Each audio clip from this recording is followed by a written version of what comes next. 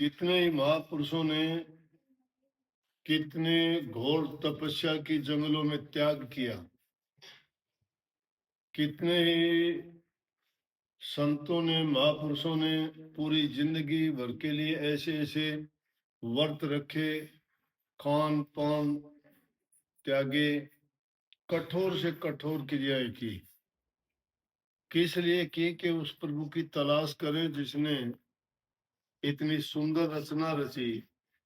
कितनी प्रकार के जीव जंतु पशु पक्षी वनस्पति इंसान किन्नर बानर राक्षस भूत प्रेत कितनी योनियां बनाई और सबकी पूर्ति करता है। और सब अपने अपने सिस्टम से चले जा रहे हैं। सब एक दूसरे का विरोध भी करते हैं, सब एक दूसरे की कमी पूरी भी करते हैं, और फिर भी वो अपने हिसाब से दुनिया चली जा रही है। तो वो कारीगर कितना भारी होगा उसको देखना चाहिए। उसकी खोज करने के लिए ऐसे लोगों ने प्रयास किए, और उनमें से नाम लिया जाए तो मुख्य करके जीव को समझाने के लिए कि देखो, जिस खान पान को पाके या इंद्रिय भोगों के थोड़े स्वाद में फंस के या दुनियादारी के सुखों को देख के तुम मस्त होते हो चंद रोज के, और उनका भी परिणाम क्या है? कुछ समय के बाद में वो जो जिसको आनंद कहते हो दुख में बदल जाता है, स्थायी नहीं है। स्थायी सुख तो कहाँ है? जिसको प्रभु के दर्शन होंगे, जिन्होंने अपना मन उसमें लगा लिया, और जिनको उनकी प्रीति लगी दुनिया के रस उनको फीके लगे। शेख फरीद 36 वर्षों तक जंगलों में रहे, खान पान घर बार सब त्याग दिया। पहले 12 वर्ष उसकी किसने बताया? उसकी माँ ने बताया। शुरू शुरू में बच्चा कब मानता है? बच्चे को थोड़ा लालच देके किसी काम के लिए लगाते हैं। आप भी, हमारे बच्चे स्कूल नहीं जाते, उसको प्रलोभन देते, तुझे टॉफी देंगे, चॉकलेट देंगे, तुझे पैसे देंगे, तुझे अच्छे कपड़े लेके देंगे, जा तू स्कूल में जा। माँ बाप उसका हित करने के लिए उसको थोड़ा लालच दे के सिखाते हैं। शेख फरीद की माँ ने छोटी उम्र में ही उसको शक्कर का लालच दिया। उन जमाने में ज्यादा अच्छी चीज नहीं होती थी, और उन्होंने छोटी उम्र में एक कुरान शरीफ को याद कर दिया था। रोजाना उसको पढ़ते थे। लेकिन उसके बाद उसकी माँ ने कहा कि बेटा, अगर उसको मालिक को, खुदा को, अल्लाह ताला को ढूंढना है, पाना है, तो उसकी तलाश ऐसे नहीं, बहुत त्याग करके तब करना पड़ेगा। त्याग क्या किया? जंगलों में निकल गया, 12 साल लगाए। 12 साल के बाद आ गया, बेटा क्या किया? कि बहुत कठोर तप किया। भूख लगी, क्या किया? पेड़ों के पत्ते खा लिए, तोड़ के फल खा लिए। बोला तुमने फिर उसके पत्ते खाए तो उनको तकलीफ हुई होगी। बोला उनको क्या तकलीफ होनी थी? 12 साल में कभी नहाया धोया नहीं, बड़े बाढ़ हो गए, उड़ जाने के कारण कंगा डाल के खींच के, और उन्होंने निकाला नहीं। कहने लगे अम्मा थोड़ा ठीक ढंग से कंगी करो बाड़ों में मुझे। बोली क्यों, क्या हो गया? कि तकलीफ होती है। बोले इनसे क्या तकलीफ होती है? बोला जैसे तुझे इनसे तकलीफ होती है, पेड़ पौधों के पत्ते फल तोड़ने से उनको भी तकलीफ होती है। बोला तो 12 साल मेरे व्यर्थ गए। अगली बार फिर 12 साल गए, और अगली साल जब 12 साल उसने बिताए, काठ की रोटी गले में डाल ली, और भूख लगती थी तो उसी रोटी पर मुंह में एक बार देके और वापस कर लेता। लिखा उसने अपने दोहों में, लिखा है रोटी मेरी काठ की, लावण मेरी भूख, जिन खादी है चौपड़ी बहुत सहन के दुख। कि जो चौपड़ी, जो खुशी का जो रस भरे खान पान खा के खुश होते हैं ना, उनको बहुत दुख हो। मेरी रोटी तो काठ की है, और मेरी भूख लावण है, कुछ नहीं। लावण पर जिस चीज के लिए लगाए खाते वो मेरी भूख है, भूख लगती है तो मुंह में लेके छोड़ देता, लेकिन उससे भी कुछ नहीं आया तो बोला बेटा अभी तुझे वो चीज प्राप्त नहीं हुई, फिर चला गया, फिर 12 साल लगाए। और वो तप इतना कठोर तप किया कि समाधि में बैठ गया तो शरीर पे दीमक चढ़, कोई लकड़हारा आया आके उसने सोचा एक सूखी लकड़ियां काटता था, ये सूखी लकड़ी हो, को लड़ा उसमें मारा, मारते ही देखता था इसके नीचे इंसान बैठा है। उनकी भी समाधि टूटी, वो क्षमा मांगने लगा, बोला कोई बात नहीं भैया तेरा कसूर नहीं है, तू भी किसी चीज की खोज में आया, हम भी किसी चीज की खोज में आया।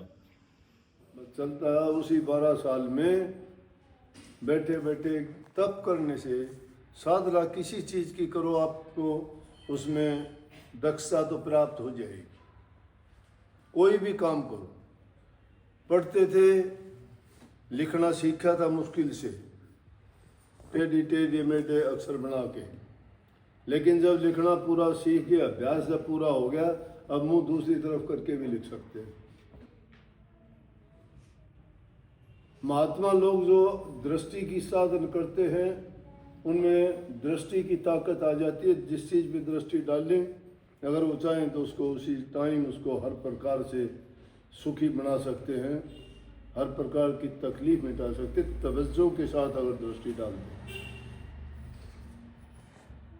वचन की सिद्धि जब आती है जब वचन की साधना करते हैं और प्रभु के नाम का सुमरण करते हैं, जिसको वो मन से आशीर्वाद दे देंगे, वचन से कोई भी लफ्ज कह देंगे पूरा होगा। वो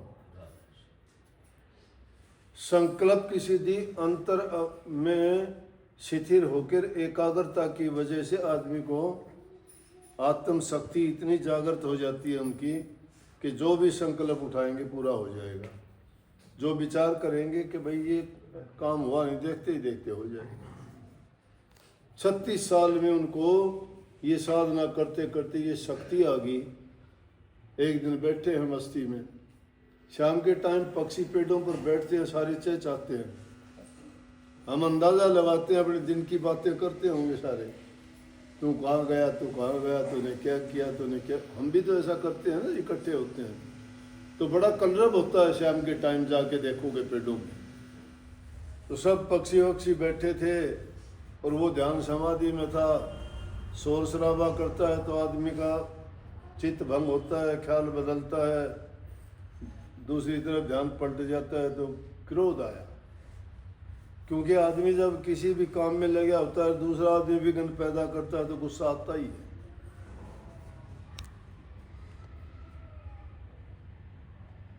देखा, गुस्से में आके उनको चिड़िया को बोला कि मर जाओ, तुम इतना शोर करती हो, मर जाओ। सारी चिड़िया मर की देखते गरूर हो गया कि वाह अचानक ये क्या हो गया, मेरे अंदर तो पूरी शक्ति आ गई। माँ कहती थी कि तेरा काम पूरा नहीं हुआ, पूरा काम हो गया, लेकिन सोचा पाप कर दिया तूने। बोला कि मैं मार सकता हूं तो क्या जिंदा भी कर सकता हूं। कहने लगा चिड़िया उठ जाओ।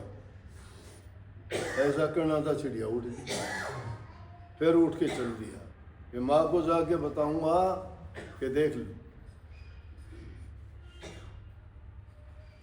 लेकिन आगे की तो लंबी चौड़ी बात है, मैं ज़्यादा नहीं कहूँगा उसको। मतलब ऐसा उसने इतना तप किया और उसके बावजूद भी कई लोगों ने क्या किया, बोले उसी दौरान में बोले तू किस तलाश में फिरता है कि प्रभु की तलाश में हूँ। किसी ने जो कह दिया वही कर दिया कि प्रभु ऐसे नहीं मिलता। कैसे मिलेगा, नहीं तेरे पैर बांध के उल्टा कुएं में लटक जाए, तेरे को परमात्मा मिल जाएगा। वही कर दिया, पैर अपने बांध के रस्से से कुएं में लटक गया। चील कौवों ने सोचा मर गया है, उल्टा लटका हुआ तो उन्होंने सोचा मर गया है, ये ना हिलता है ना डुलता है। उन्होंने आके उसका मांस खाना शुरू कर दिया जिंदे जी। जिस चीज को हम इतना आसान समझते हैं ना कि इतनी आसानी से मिल जाती है, वो बहुत मुश्किल चीज है, ऐसे नहीं मिलती।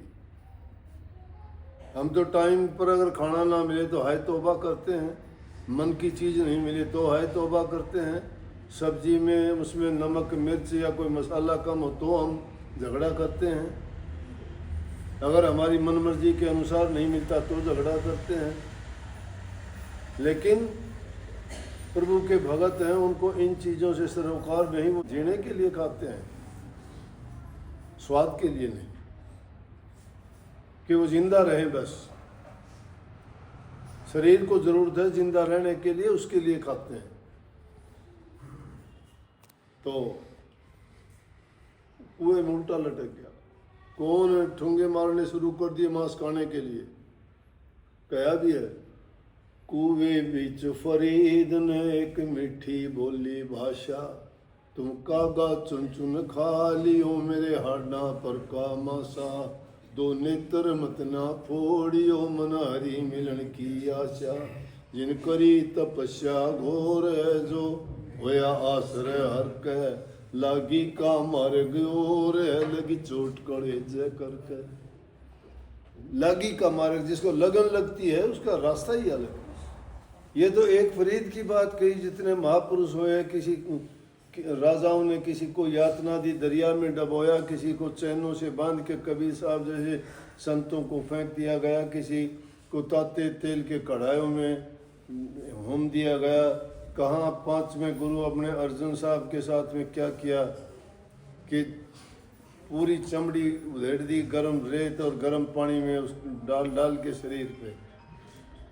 नानक साहब से चक्की पिसवाई गई, रविदास जी के हाथ कटवा दिए गए, कितनी उनको पीड़ा कितनी तकलीफ दी गई,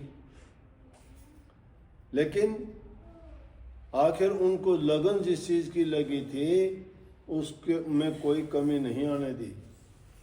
तो ये कभी ना सोचो कि ये चीज आसानी से मिल जाएगी। हमारा तो युग ऐसा है, इसमें हमें तो कुछ करना ही नहीं। संतों ने कृपा करके ऐसा छोटा सुलभ रास्ता बता दिया। अब वो तकलीफ और वो पीड़ा कौन सहेगा।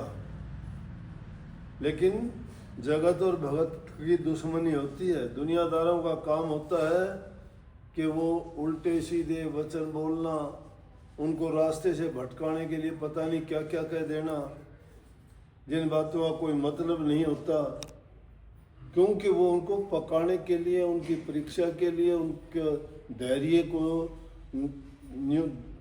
देखते हैं कि इसमें कितनी क्षमता है। वो मौज भी प्रभु की तरफ से ही भेजी जाती है।